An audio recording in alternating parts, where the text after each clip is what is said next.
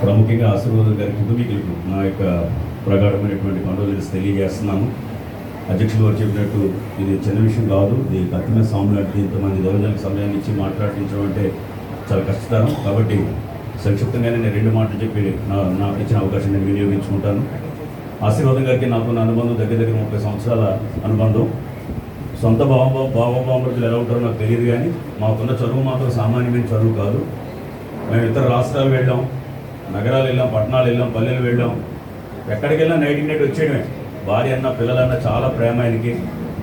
నిజంగా అందరితో కలివిడిగా ఉండేటువంటి వ్యక్తి. ఏ సుపీరియారిటీ కాంప్లెక్స్ ఆయనకు ఉండేది కాదు. ఎక్సలెంట్ పర్సన్, టాలెంటెడ్ పర్సన్ అనమాట. ముక్కుసూటి వ్యక్తిత్వం కలిగినటువంటి వ్యక్తి. అన్నిటికీ కూడా అడ్జస్ట్ అయ్యే స్వభావం. ఇప్పుడు ఈరోజు పాటలు పాడేటువంటి వాళ్ళకి చాలా అట్మాస్ఫియర్ ఉంటేనే పాడగలరు. ఎలాంటి పరిస్థితుల్లోనైనా కూడా అలవోకంగా పాడగలిగిన సమర్థుడు. ఆయన బ్రతుకున్నప్పుడు నేను స్టేజ్ మీద చెప్పేవాడిని దమ్మున్న సింగర్ అని. ఇప్పుడు మరణించిన కూడా చెప్తున్నాను ఆయన దమ్మున్న సింగర్. అలాంటి వాళ్ళు రారు. ఈ క్రైస్తవ సమాజానికి ఒక పెద్ద తీరని లోటు అన్నమాట. ఎక్సలెంట్ సింగర్ అయినా సింగింగ్ మాత్రమే కాదు, సేవలో కూడా అలాంటి చక్కని బాధ్యత వహించి ఇంత చక్కని మందిరాన్ని నిర్మించి చాలా బాధ్యతగా ఆయన నడిచాడు. అందుగల కారణం కూడా భక్తి కలిగిన భార్య, స్మృతి కలిగిన భార్య. నిజంగా ఆమె వెనుకుంటే నా వెన్నుతోటి నడిపించిన విధానాలు, ఆ కుటుంబంతో నాకు చాలా అనుబంధం ఉంది. విస్తరించి మాట్లాడే సమయం కాదు. ఆ జ్ఞాపకార్థ గుడికి రోజున ఏమైనా అవకాశం ఉంటే నేను మాట్లాడో చెప్తాను. ఇప్పుడు చెప్పడానికి అవకాశం లేదు కనుక సంక్షిప్తంగా నేను ముగించేస్తున్నాను. కాబట్టి నిజంగా అలాంటి ఒక విశేషమైన వ్యక్తిని అరుదైన వ్యక్తి అన్నమాట. తను ఎవరి వల్ల పైకి రాలేదు, తనకు తానుగా పైకి వచ్చిన వ్యక్తి. గమనించండి, నిజంగా హైలీ టాలెంటెడ్ పర్సన్ అన్నమాట.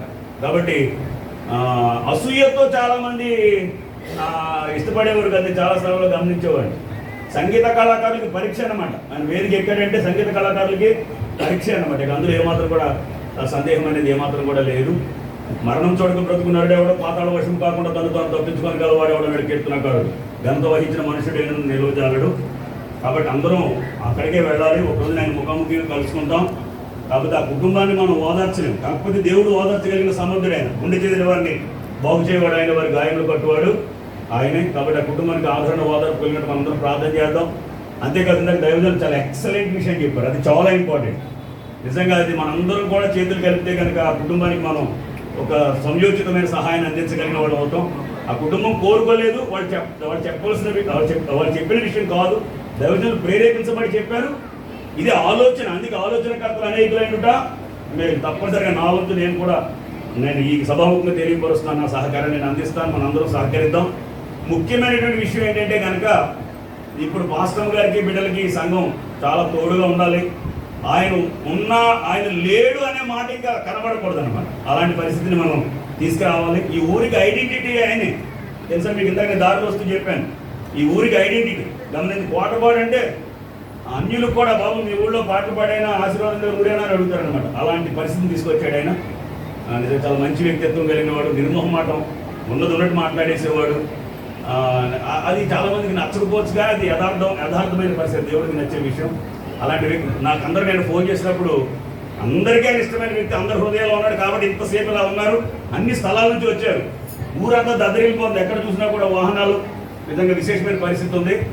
కానీ అందరూ నాకు ఫోన్ చేసి చెప్పే విషయం తెలిసి మీకు చాలా నొప్పి కలిగే విషయం అనేటువంటి మాట్లాడినప్పుడు నిజంగా ఉండే శోకతప్త హృదయంతో బాధపడే పరిస్థితి. నేను బయలుదేరిపోయాను. కాబట్టి పాల్సన్ ఫోన్ చేసి రేపు 10:30కి రండి మాస్టర్ గారు అని చెప్పాడు.